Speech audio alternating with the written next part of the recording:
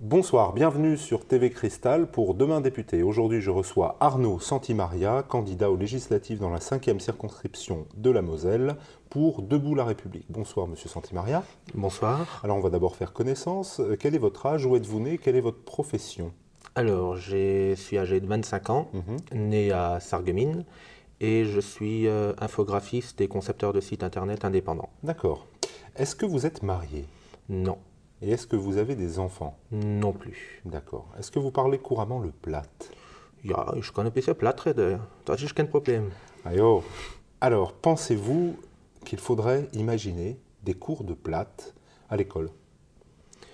Alors, le platt fait quand même partie de notre culture. On a un bilinguisme ici qui est présent, il ne faut pas l'oublier.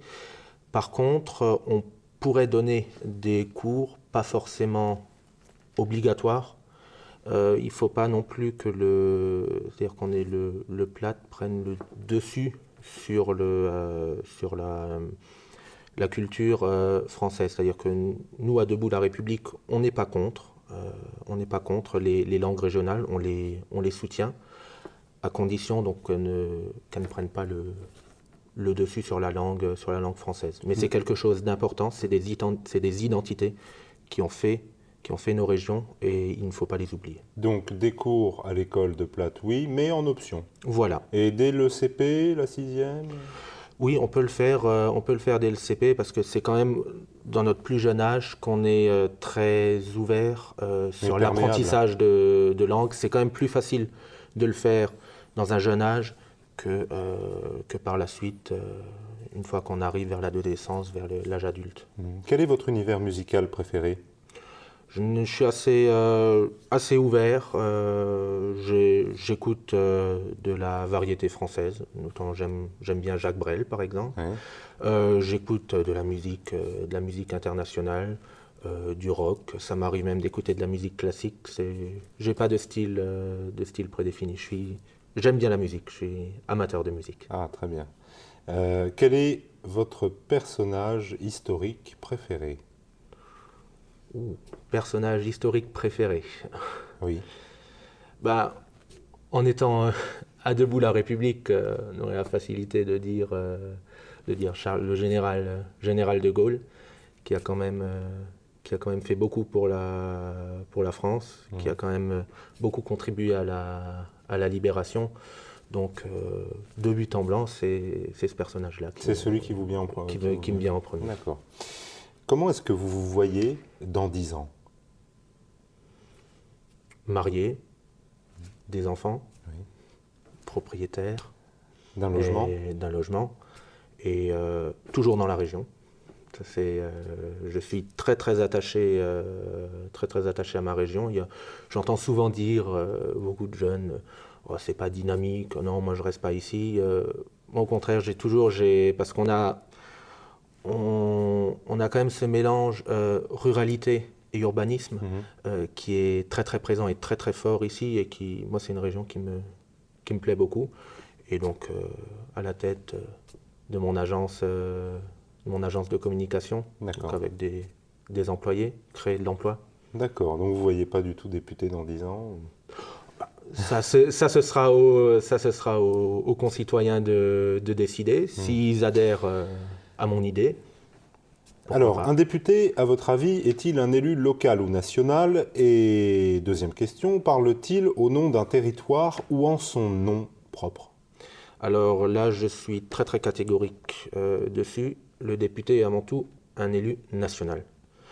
On a nos élus locaux qui sont nos conseillers régionaux, généraux, la municipalité, le maire et ses adjoints. Le député, lui, va être là pour voter des lois, il va être là pour représenter le peuple. Après, bien sûr, il peut intervenir sur des points bien précis, des choses qui méritent d'être appuyées au sommet de l'État pour sa région, notamment quand on a des risques de délocalisation, des choses comme ça, donc des gros projets, de les appuyer, ça oui. Mais pour moi, un député c'est national et pas de cumul de mandats. On entend souvent dire oui, mais le meilleur moyen en étant maire et député, on peut concilier le national et le local en même temps. Il parle au nom d'un territoire ou en son nom? Il parle au nom d'un territoire. Mais pas en son nom. Non, pas en son nom. Lui, c'est... Bah, s'il parle au nom d'un territoire, c'est un élu local alors dans ce cas-là. Non, le territoire national. Ah d'accord, très bien. On va ouvrir la page de la situation politique en France, notamment le vote Le Pen. Marine Le Pen fait un score historique, 6 400 000 voix le 22 avril 2012. C'est un peu plus de 17%, peut-être même beaucoup plus que 17% des suffrages exprimés au niveau national. En Moselle, ce taux est de 24,73%. François Hollande est derrière elle à 24,53% et Nicolas Sarkozy devant à 25,93%. Qu'est-ce que vous pensez de ce résultat et comment l'expliquez-vous? Ça, c'est très simple à expliquer, c'est un vote contestataire. Totalement. Ah, c'est un vote contestataire, c'est majoritairement. Toutes les personnes qui ont voté Marine Le Pen n'adhèrent pas forcément aux thèses du Front National, mais ils veulent démarquer, montrer un ras-le-bol. Et donc forcément, on vote les extrêmes dans ces moments-là. Donc pas de vote d'adhésion pour vous? Non. Aucun? Il y en a. Je veux dire, on ne peut pas dire qu'il n'y ait aucun vote d'adhésion, mais pas dans la majorité. Dans quelle proportion, à votre avis? Je pense que, je vais dire, un tiers, un réel vote d'adhésion. Et les autres, c'est plus pour marquer une cassure. D'accord, un ras-le-bol par rapport à Un ras-le-bol par rapport maintenant, si on prend donc les 5 dernières années, on nous a promis des choses, mais rien n'a été tenu. La situation n'a fait qu'empirer. Donc au bout d'un moment... Quelle situation? La situation économique, la situation au niveau de l'emploi. On a eu une cassure on est en train de casser les classes moyennes, qui elles vont payer pour tout le monde. Donc on va arriver tout doucement, si on continue comme ça, sur un système à l'américaine où on a des très riches, des très pauvres, mais il n'y a plus cette classe du milieu.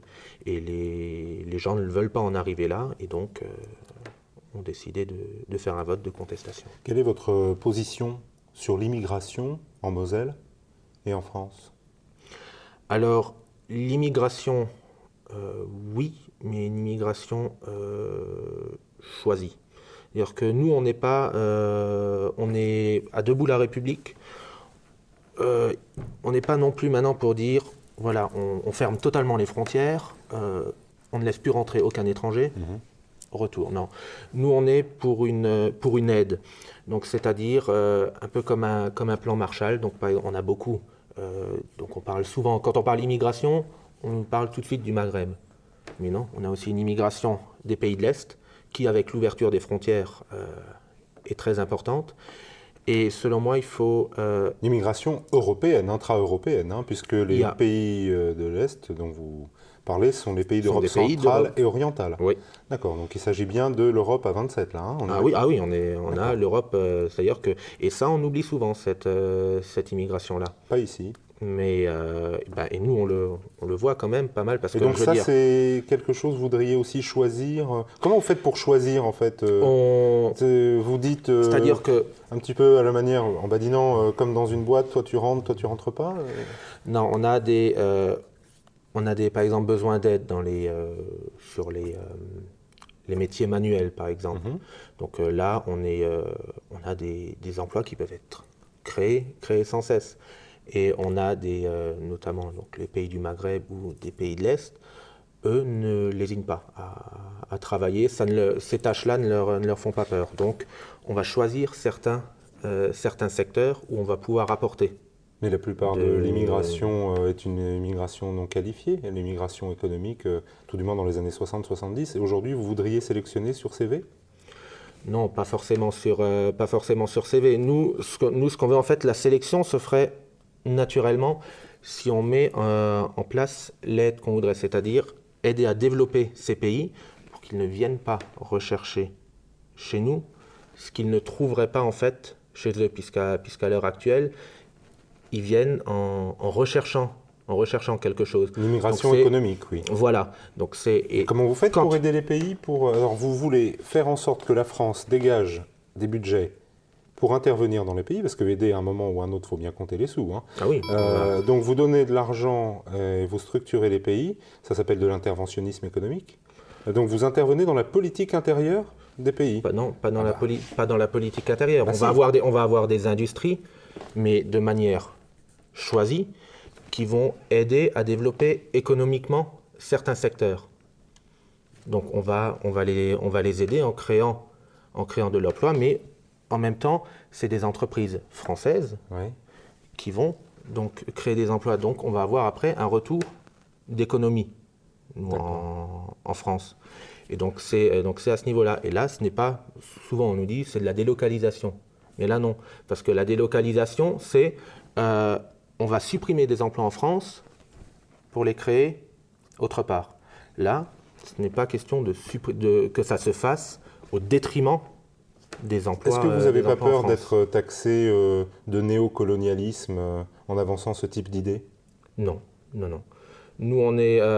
parce que là, il y a de l'ingérence quand même. Hein. Non, on va pas intervenir maintenant au niveau des États non plus. Hein.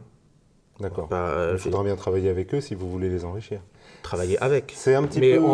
C'est pas un peu paternaliste, quoi, une politique un petit peu... Non, parce que nous, on va travailler avec, c'est-à-dire on le fait en coopération.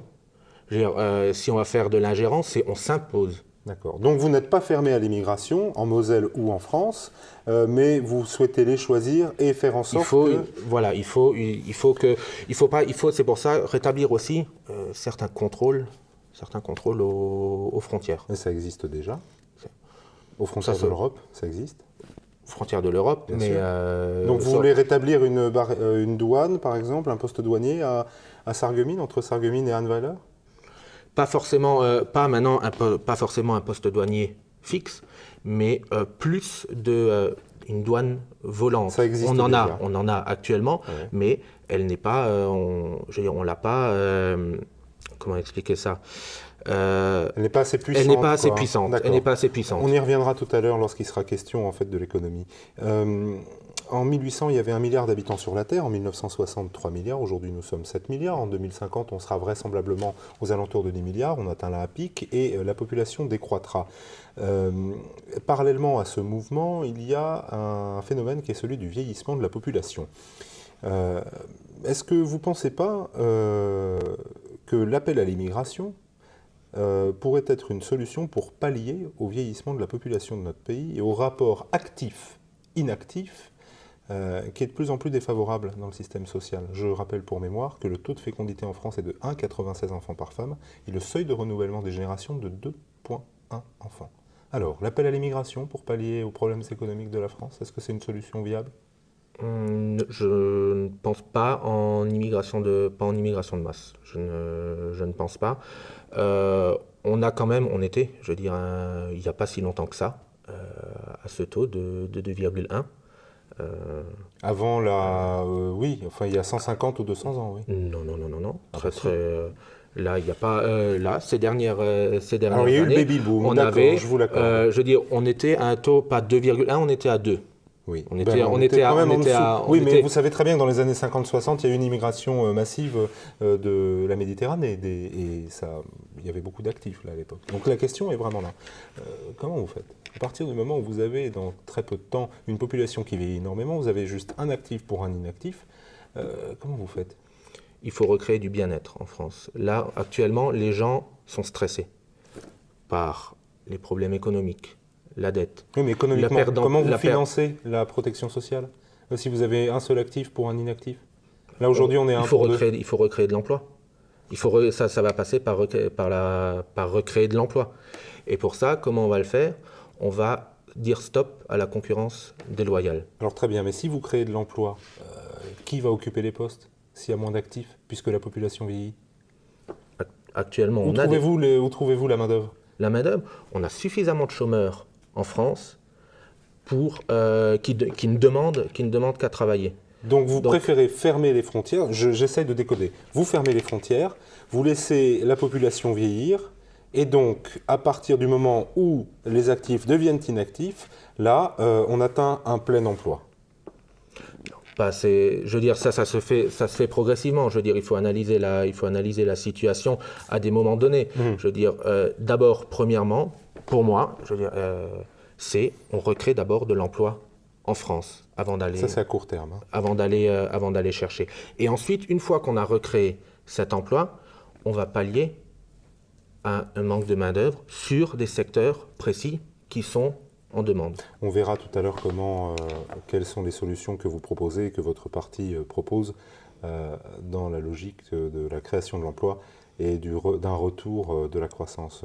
Deuxième volet de cette analyse politique, le nouveau président et la majorité. Est-ce que vous souhaitez, pour le fonctionnement des institutions et pour une certaine cohérence entre la politique intérieure et la voix de la France à l'international, que François Hollande et le Parti socialiste, en fait, recueillent la majorité à l'Assemblée nationale le 17 juin? Alors si on est dans la lignée de dire que il faut le plein pouvoir pour les laisser faire, effectivement, on pourrait être tenté de dire ça. Et vous, quelle est votre opinion? Moi, mon opinion, c'est qu'il faut de l'opposition. Il faut une opposition, et c'est justement quand il y a une opposition qu'on va pouvoir affronter des points de vue. Qui incarne l'opposition? Qui incarne l'opposition? Ben donc ça va être la gauche est au pouvoir, donc il faut une opposition de droite. D'accord. Est-ce que vous pensez que Debout la République peut avoir un poids certain à droite? Ou est-ce que c'est pas l'UMP qui sera l'opposition? Ou le Front National, ou les deux? Alors personnellement, moi l'UMP, je vois ça comme on approche de la fin de l'UMP. Avant, on avait quelqu'un qui était vraiment qui dirigeait, qui menait ses troupes, la personne de Nicolas Sarkozy. Maintenant, on va arriver sur un combat de coq entre M. Fillon, M. Juppé, M. Copé, M. Bertrand. Donc, on va il va y avoir une division qui va se créer, comme il y a eu au Parti socialiste. Une division ou une implosion de l'UMP? Parce que même suivant comment ça va se passer, oui, il y a le risque de l'implosion. Est-ce qu'il y a une implosion, il y a une recomposition à droite? Il y en avait à l'époque, on avait quand même, je veux dire, plusieurs partis avant l'UMP. Quand on avait le UDF, RPR, d'accord. UDF, RPR. Ensuite, on a voulu créer cette machine. Le président Chirac, oui. Voilà, on a voulu créer cette machine de guerre. Enfin, on appelle ça parce que voilà, on voulait faire croire qu'il fallait une unité à droite. Donc vous êtes favorable à la cohabitation? Oui. D'accord. On passe, vous êtes à 11 minutes de temps de parole, il vous reste 18 minutes et 50 secondes. On passe à l'analyse de la situation économique. D'abord, la dette. Est-ce que c'est possible, à votre avis, que la France produise un budget équilibré, c'est-à-dire que les emplois et les ressources soient à zéro, afin de ne pas accroître la dette, les dépenses équilibrées avec les recettes? Est-ce que cela vous paraît possible à faire? Dans le système actuel, non. Dans le système actuel, c'est clairement non. On a un euro qui est trop cher, surévalué par rapport au dollar, de 20 à 40%. On essaye de faire d'uniformiser l'Europe, donc avec une monnaie unique. Je vous parle de la France. Oui. Est-ce qu'il peut y avoir un budget équilibré, un budget de fonctionnement? Autant d'argent qui sort, autant d'argent qui rentre? Non. C'est impossible. Actuellement, à l'heure actuelle, non. Et dans un an ou deux, est-ce que c'est possible? Ça, c'est suivant les moyens qui vont être donnés. Si Debout la République et vous-même étiez à l'Assemblée nationale et que vous aviez une loi de finances à proposer, est-ce que vous proposeriez un budget équilibré? Ça, pour pouvoir proposer un budget équilibré, il va falloir, ça va passer par recréer de l'emploi, permettre de l'exportation. Oui, pour la balance commerciale. Voilà, ça va passer par là. Donc là, vous faites en sorte d'augmenter les recettes de l'État. Voilà. Et au niveau des dépenses, vous faites quoi alors? Vous les baissez? Au niveau des dépenses, oui. Il y a des secteurs à baisser, mais il y a des secteurs à augmenter. Quel secteur est-ce que vous baissez? Actuellement, sur les secteurs... non. Je verrais plutôt d'abord des secteurs à augmenter. Mais quel secteur vous baissez? Et quel secteur vous augmentez, globalement? Globalement, on augmente au niveau de l'éducation. D'accord. Au niveau de l'éducation, La sécurité, D'accord. 1 milliard d'euros. Avec 1 milliard d'euros, on peut déjà cesser de, de ne pas reconduire les départs de gendarmes et de militaires à la retraite. D'accord. Et est-ce que vous avez déjà imaginé des postes budgétaires qui pourraient baisser selon vous? Ou pas? Non, là maintenant, à l'heure actuelle, Non, vous je voyez ne serais pas. pas... D'accord. Passons à la croissance et à l'emploi, si vous le voulez bien. Le réservoir de croissance et d'emploi ne se trouve-t-il pas, à votre avis, dans le développement des nanotechnologies, par exemple, dans les normes environnementales plus contraignantes, que ce soit pour les entreprises ou pour les particuliers, mais également dans le développement des énergies renouvelables, afin que la France soit un petit peu moins dépendante de l'étranger pour ce qui concerne le pétrole? Tout à fait. C'est exactement ce que Nicolas Dupont-Aignan prône. Le développement des nanotechnologies, le développement des énergies renouvelables, que ce soit l'éolien, que ce soit le photovoltaïque. Il faut qu'on arrête d'être dépendant, effectivement, comme on le dit. Il faut aussi euh, réduire, on va pas dire, nous on n'est pas pour l'arrêt du nucléaire. Ça c'est l'arrêt en tant que tel, on en a besoin. Mais il faut trouver un équilibre entre toutes ces énergies-là. Vous parlez donc d'un mix énergétique. Oui. D'accord. Quelle serait la proportion du nucléaire à horizon 2030-2040, idéalement pour vous, en tant que candidat aux législatives, dans l'ensemble de l'énergie produite en France? Dans l'ensemble de l'énergie, actuellement, on pourrait être sur les... Là, on est à 80%, hein, à peu près. là, et on baisserait sur 60, 50%, 50 à 60%. Vers 2030-2040. Voilà. Et avant, on serait un peu plus haut. On serait un peu, il faut progressivement. On peut pas non plus tout stopper d'un coup. Je veux dire, on a des besoins énergétiques et donc il faut développer petit à petit, compenser. C'est-à-dire, il ne faut pas qu'on baisse d'un coup et puis après on monte progressivement. Non, il faut que la baisse se compense par une montée donc de ces énergies Est-ce que c'est renouvelables. l'État qui finance ou est-ce que ce sont les entreprises qui financent la recherche et développement pour les nanotechnologies et tout ça? C'est les deux. Les deux. C'est Donc les deux. là, on a encore des postes budgétaires qui augmentent, nécessairement.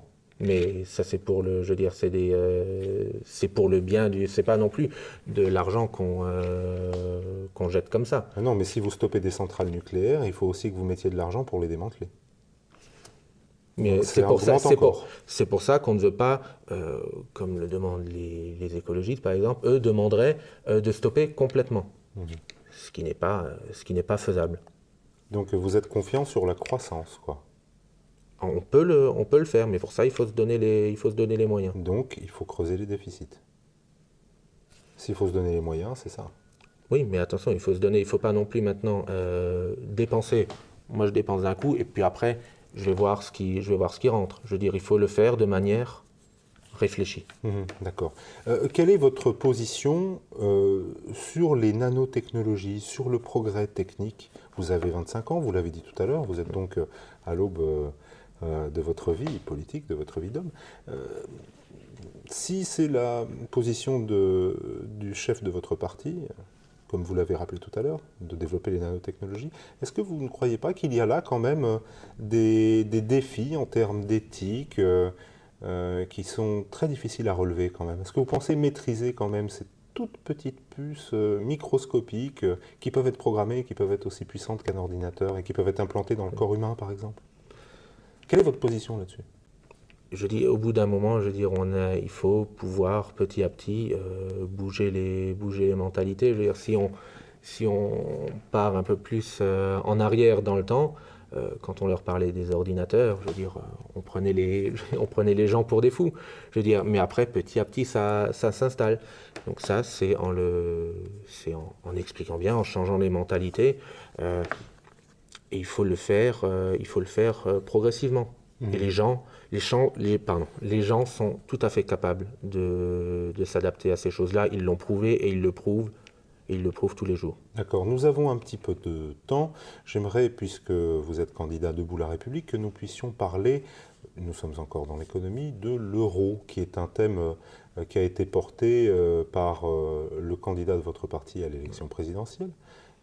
mais également par Marine Le Pen. Vous êtes relativement proche sur cette question-là. L'euro, pour vous? L'euro tel qu'il est actuellement n'est pas adapté. N'est pas adapté. Alors on est là sur une monnaie unique, mais on pourrait l'avoir commercialement. C'est-à-dire que là on a un euro qui est trop cher, comme je l'ai déjà dit avant, surévalué de 20 à 40% par rapport au dollar. On a des différences tellement énormes au sein de l'Europe sur les niveaux de vie qu'un euro qui a la même valeur partout ne peut pas fonctionner.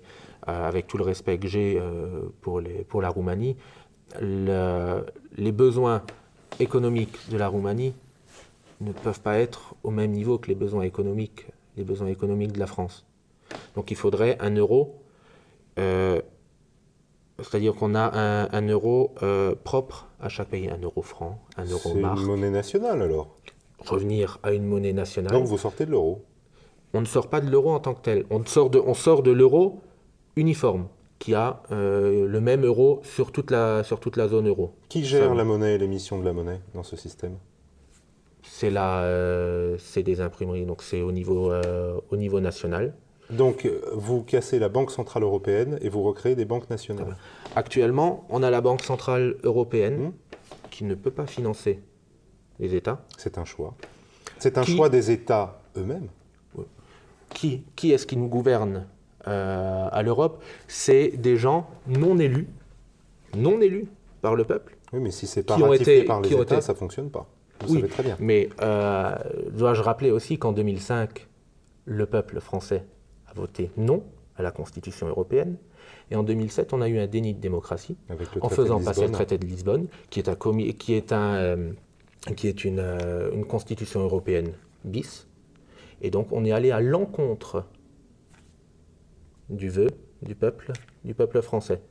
Et donc, à partir de là, on a maintenant, donc, comme je disais, la Banque Centrale Européenne qui prête à 1%. Ça passe par les banques privées qui, elles, creusent la dette des États français. Avant, en France, on pouvait jusqu'en 1973, la Banque de France pouvait prêter à taux zéro à la France. Elle empruntait 100 milliards, elle rendait 100 milliards. Bien sûr. Et elle pouvait développer. Là, actuellement, on est quoi? On est dans une économie où l'État va emprunter 100 milliards, il va devoir en rembourser 150. Mais ces 50 milliards, si actuellement on ne les a pas, on n'a pas d'excédent qui permet de dégager ça. Donc on emprunte. Et donc on est dans un cercle sans fin. Est-ce que vous n'avez pas peur, Monsieur Santimaria, ou est-ce que vous ne craignez pas, parce que la peur n'enlève pas le danger, on est bien d'accord, mais est-ce que vous ne craignez pas que le fait qu'il y ait finalement la compétence monétaire qui revienne, prenons juste l'exemple de la France, qui revienne à la France, est-ce que vous ne pensez pas que la France sera attaquée sur les marchés? Ou est-ce que vous voulez fermer totalement la France des marchés et dire qu'on fait marcher notre planche à billets pour se financer nous-mêmes? Mais à un moment ou à un autre, il faudra bien payer les importations. Ah mais au niveau des... Comment vous faites? C'est de la monnaie de singe? C'est quoi? Vous dévaluez? Non, c'est pas de la... On pourra évaluer selon les besoins. Dois-je rappeler aussi que... Vous pensez que la France seule est plus forte que les 27? D'accord. L'Europe, c'est pas l'Europe qu'on a actuellement. L'Europe, à la base, c'était des États souverains qui mettaient à profit les uns des autres leurs compétences diverses, leurs compétences variées pour faire des gros projets. Airbus, Ariane, ça a été fait bien avant l'euro. Et pourtant, c'était des projets qui fonctionnaient. L'Allemagne avait son marque. Il y avait l'écu déjà, il y avait le SME déjà. Il y avait l'écu. Mais ça, nous, on n'est pas contre. C'est-à-dire que chacun a sa monnaie nationale, mais il y a une monnaie commune d'échange commercial, qui est comme on avait l'écu, et qui existait déjà dans les années 75-80. Je veux dire, et l'échange se faisait très bien. Et les pays donc avaient deux solutions. Soit ils ouvraient un compte en écu, ou soit ils échangeaient dans leur monnaie nationale. Bien sûr. Donc vous êtes vraiment sur une position finalement où philosophiquement, je dirais même économiquement, puisque vous êtes souverainiste, vous reprenez le pouvoir d'émettre de la monnaie, de maîtriser son cours, et Tout à fait. quitte à la défendre sur les marchés, parce qu'elle est attaquée à un moment ou à un autre, notamment que vous soyez totalement protectionniste. Là, faudra s'expliquer là-dessus, peut-être. Mais, et en même temps, vous gardez l'euro, c'est-à-dire que finalement, ce n'est pas le franc, mais c'est 1 euro français. Voilà, c'est un... Donc, 7 euros français qui vaut 100 euros français. Vous prenez votre billet de 100 euros français, vous allez en Allemagne, il n'en vaut plus que 80, c'est ça? Ah bah, vous avez le cours d'échange qui reprend son Alors droit. à quoi ça sert de garder le nom euro, euro français, euro allemand? Est-ce que c'est pas uniquement du folklore? Non, c'est pas du folklore. C'est qu'on montre bien qu'on reste sur une coopération entre les pays, que l'Europe en tant que telle n'est pas morte. Nous, on n'est pas anti-euro. On n'est pas anti-Europe. Pas du tout. On est pour l'Europe, mais pas l'Europe qu'on a actuellement. Alors, vous êtes pour quelle Europe? Le fédéralisme qu'on met en place. On n'est pas pour le fédéralisme. Parce que c'est un choc des cultures. On prend l'Europe du Nord, l'Europe du Sud, de l'Est ou de l'Ouest. Les cultures ne sont pas les mêmes. Et à faire un fédéralisme ne peut pas fonctionner. Il ne peut pas fonctionner. D'accord. Alors, admettons, mais puisque vous dites que l'Europe du Nord n'est pas la même que l'Europe du Sud, que de l'Est et de l'Ouest. Mais entre nous, est-ce qu'un Mosellan ressemble vraiment, a-t-il la même culture qu'un Marseillais et un Breton et un Parisien? Non, on a nos cultures différentes. Donc ça revient au même. Alors vous êtes pour le régionalisme aussi en France? Non, non. On a un État, on a notre État C'est français. un mouvement inverse alors dans ce cas-là. Non. Expliquez-moi. Non. On a notre État français. On est unis. Nationalement, on est unis. Mais après, on ne peut pas non plus comparer le choc de culture, je veux dire, au niveau de nos régions, à ce qu'on a au niveau de l'Europe. Ces choses-là ne peuvent pas. Qu'est-ce que vous entendez par choc des cultures au niveau européen? Les besoins économiques ne sont pas les mêmes. Mais c'est pas la culture, Les l'économie. besoins économiques ne sont pas les mêmes. D'accord. Bon. Nous allons passer maintenant, il vous reste 10 minutes à peu près, un petit peu plus, 10 minutes et 34 secondes, nous allons passer à des questions très locales. D'abord, l'agriculture. Donc l'agriculture dans le pays de Bitche a deux visages. Il y a de grandes exploitations qui font 1800 hectares, et à Rohrbach-les-Bitches par exemple, et il y en a d'autres qui font 30 hectares parce qu'elles sont en relief plus montagneux, soit à Bitche ou à Volminster. Vous savez que la politique agricole commune, l'Europe, qui représente du reste 50% du budget européen, finance les agriculteurs français, et que d'autres agriculteurs classés en zone montagne perçoivent des indemnités de l'Association nationale des élus de la montagne. Qu'est-ce que vous proposez concrètement pour le secteur agricole de notre territoire?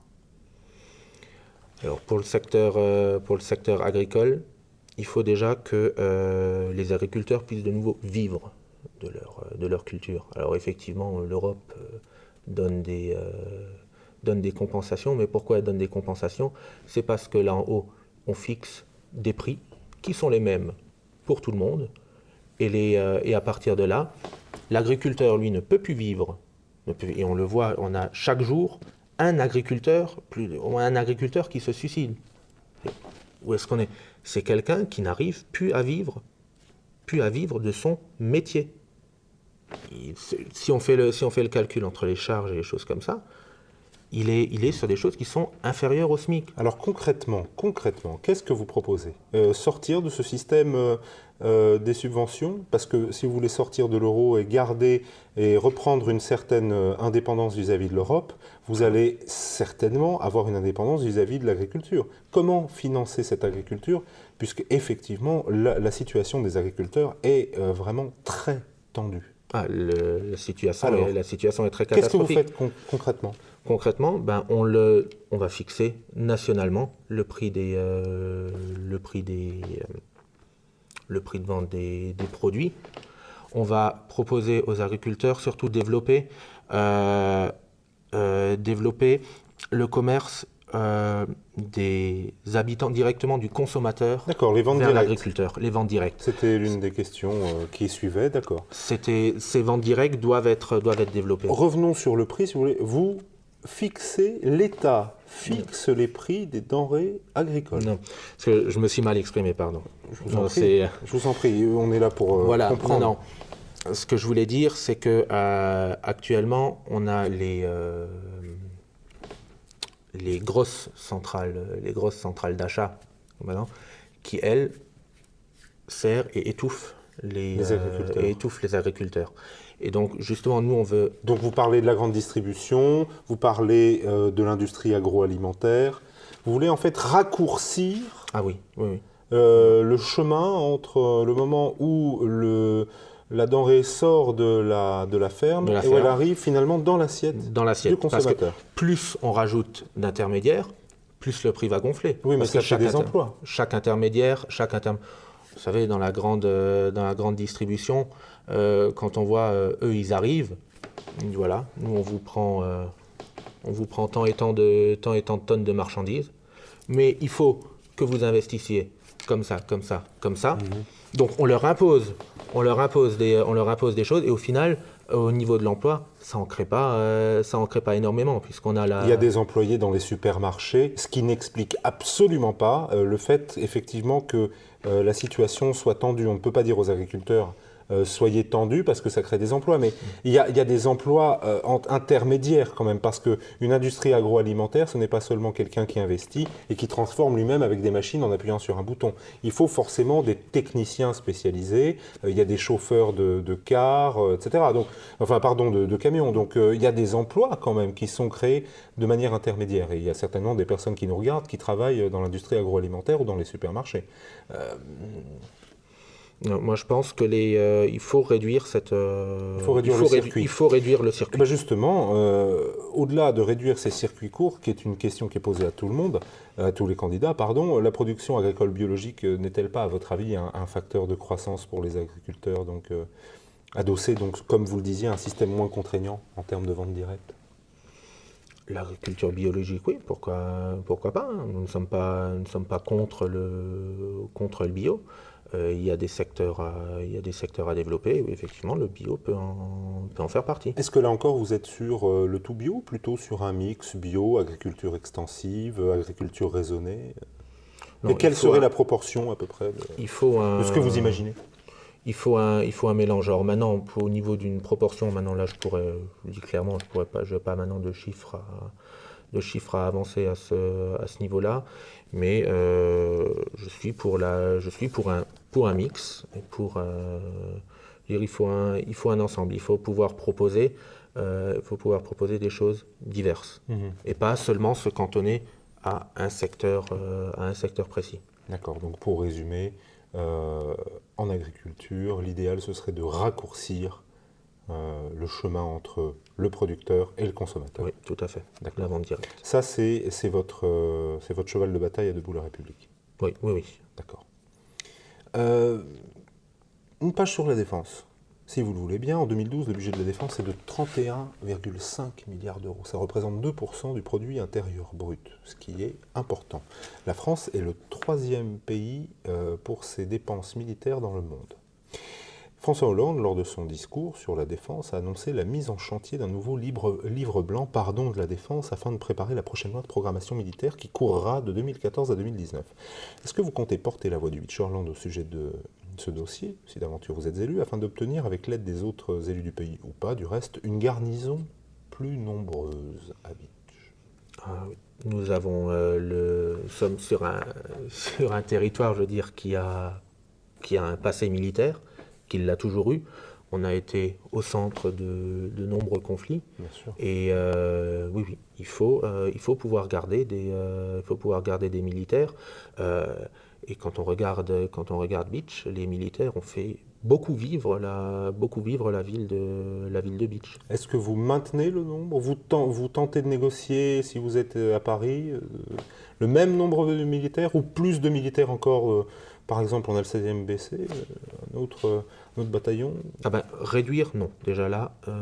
Donc minimum maintenir. Minimum maintenir, voire plus, si on arrive à obtenir ça sans souci. Sur cette question de la défense, encore une question personnalisée pour vous, candidat souverainiste.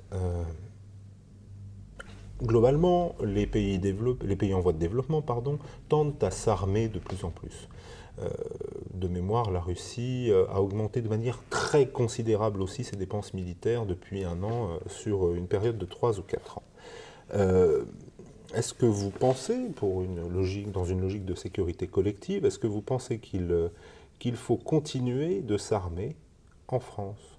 Globalement, est-ce que vous compteriez dépenser plus de sous pour la défense? Là encore. Pour la défense, oui, mais pas forcément pour de l'armement. La défense, c'est aussi la police, c'est aussi la gendarmerie. Et là, c'est de la sécurité intérieure. Hein. Oui, mais ça reste de la... Je veux dire, on regarde le gendarme est un militaire. Oui. Le gendarme est un militaire. Et peuvent... Mais ça, c'est son statut. Oui. On n'a pas envoyé de gendarmes en Afghanistan, par exemple. Oui, on a...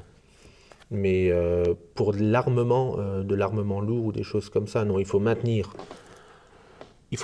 le niveau qu'on a actuellement. Il ne faut pas non plus tendre à baisser sa garde, mais il ne faut pas non plus rentrer dans une paranoïa excessive où on va s'armer lourdement. Là, non.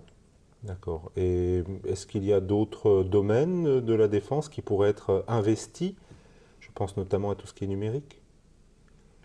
Développer, donc on a justement donc les développements donc de tout ce qui est satellite de défense.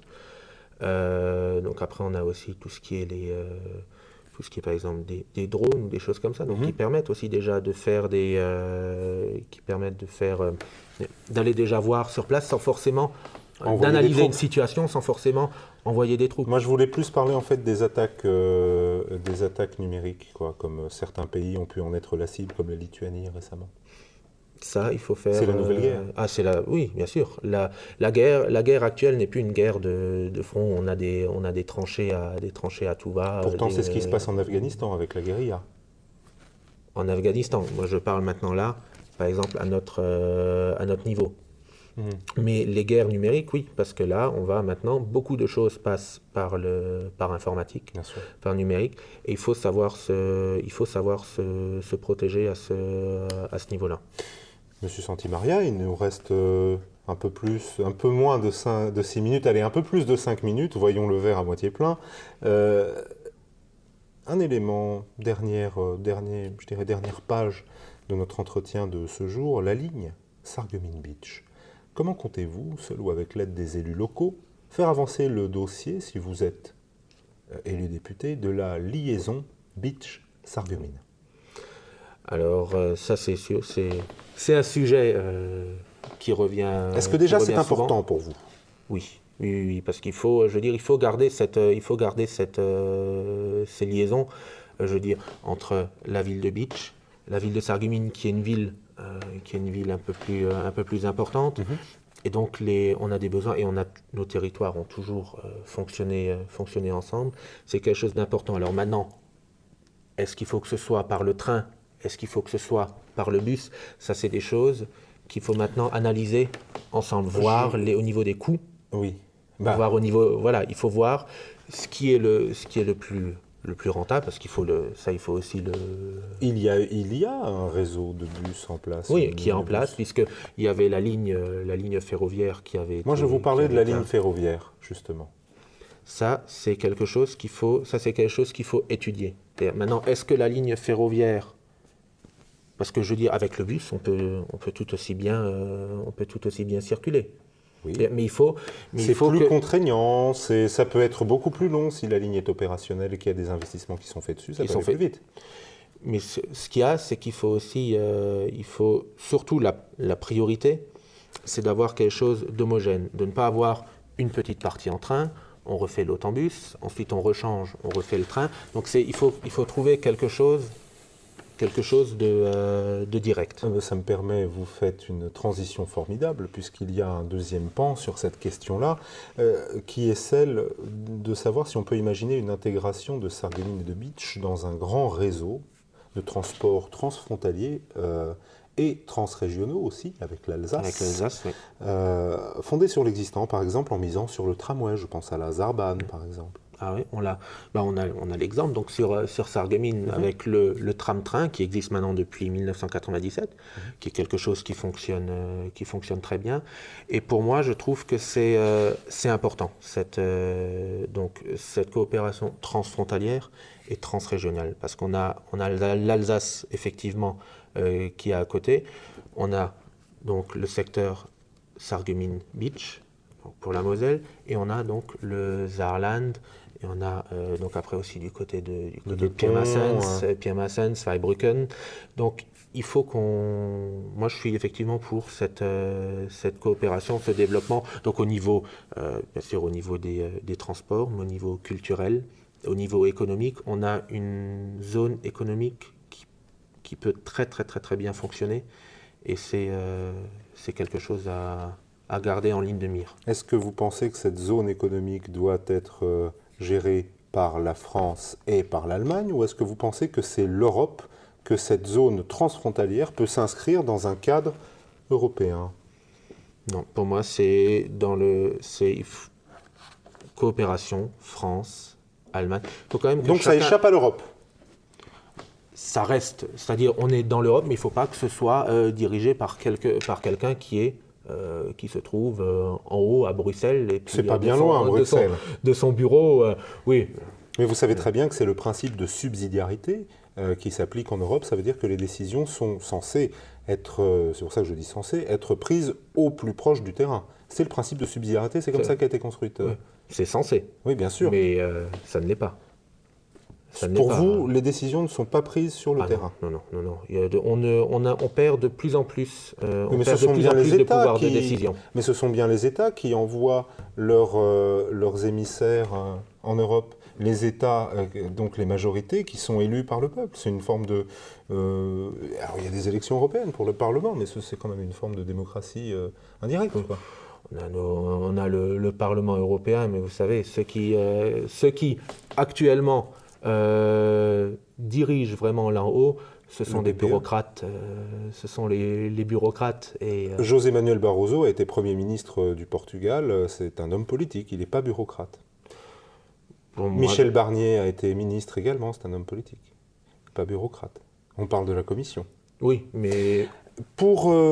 Sur la dernière minute avant la conclusion, toujours sur cette ligne Sarreguemines Beach et sur ce projet éventuellement qui pourrait recueillir votre approbation et même votre concours si vous étiez élu député, à savoir celui de créer un grand réseau train-tram, qui financerait et comment? En une minute. Désolé. Donc ce serait un concours... Donc on aurait l'État, bien sûr, qui participerait. Donc c'est l'État qui finance. Donc là encore, vos dépenses augmentent. Attention, attendez. On a l'État qui participe, puisque ça a quand même, je veux dire, ça a quand même une valeur nationale, même si on est sur un secteur régional. Après, bien sûr, on a donc la SNCF qui finance. Donc c'est après, l'État, là encore. On a donc les régions, puis ensuite, bien sûr, donc si on va dans une politique transfrontalière, donc il y a bien sûr une participation de l'Allemagne. Oui, qui rechigne à creuser les déficits, avec Mme Merkel. Bien sûr. Et la France aussi rechigne à creuser les déficits, donc pas évident. Hein. Est-ce que vous avez quelque chose à ajouter peut-être sur la ligne Sarreguemines Beach, sur les transports? Sur le transport, non, en particulier, non, pas de... Rien maintenant de spécial. Je vous remercie. Vous êtes à 27 minutes et 47 secondes de temps de parole. Il vous reste 2 minutes et 13 secondes. Je vais vous donner 2 questions que j'aurais aimé vous poser et que je vous pose. Vous n'êtes absolument pas obligé de les reprendre lors de votre conclusion. Mais je vous les donne. Ça peut peut-être aussi être un canevas. En tout cas, vous n'êtes vraiment pas obligé, vous êtes totalement libre. Est-ce que, si vous êtes élu député, vous voterez en conscience et êtes-vous prêt à aller à contre-courant de la discipline de parti? Nommément, voteriez-vous des propositions de loi du Parti communiste, de l'UMP, des Verts, du Parti socialiste? Je vous laisse conclure, vous avez 2 minutes et 13 secondes, je saurai vous rappeler qu'il vous reste peu de secondes. Alors, oui, effectivement, on peut appartenir à un parti, adhérer à nombre de ces idées, et ne pas être par moment d'accord sur un point précis. Si le but, c'est de pouvoir développer notre nation, donc si le Parti socialiste propose une loi qui permet et qui va dans le sens du bien-être de la France, du développement de la France, bien entendu, je n'hésiterai pas à voter. Je veux dire, puisqu'on est avant tout là pour servir la nation, pour servir ce qui va dans l'intérêt du peuple, et non pas dans son intérêt personnel ou l'intérêt de son parti. Pour moi, il n'y a pas une politique, quelqu'un qui a la droite à la science politique, ou la gauche à la science politique. La politique, il y a des bonnes idées à prendre partout. Pour moi, c'est de toute façon ensemble ensemble qu'on va pouvoir développer et redresser la France. C'est pas seul dans son coin qu'on fera quelque chose. Donc là, nous, on veut proposer à Debout la République une nouvelle alternative politique de droite pour ceux qui ne sont plus en accord avec l'UMP, qui ne veulent pas voter les extrêmes. Nous, on ne fait pas de belles promesses ou de choses comme ça. On essaye d'aller dans des choses concrètes. Donc bon, j'ai peut-être été un peu stressé sur cette émission. J'ai pas forcément trouvé toujours les bons mots, mais j'invite les gens. Donc j'irai notamment à leur rencontre sur les marchés. Un site internet de campagne, je ne sais pas si je peux le citer. C'est votre conclusion. www.arnaudsantimaria.fr. Donc où ils peuvent rentrer en contact avec moi. 10 secondes. Discuter ensemble, m'envoyer des emails, et sans problème pour les rencontrer et leur répondre précisément sur leurs questions. Merci Monsieur Santimaria, 30 minutes précises, c'était Demain député avec Arnaud Santimaria. A tout de suite sur TV Cristal. Au revoir monsieur. Au revoir.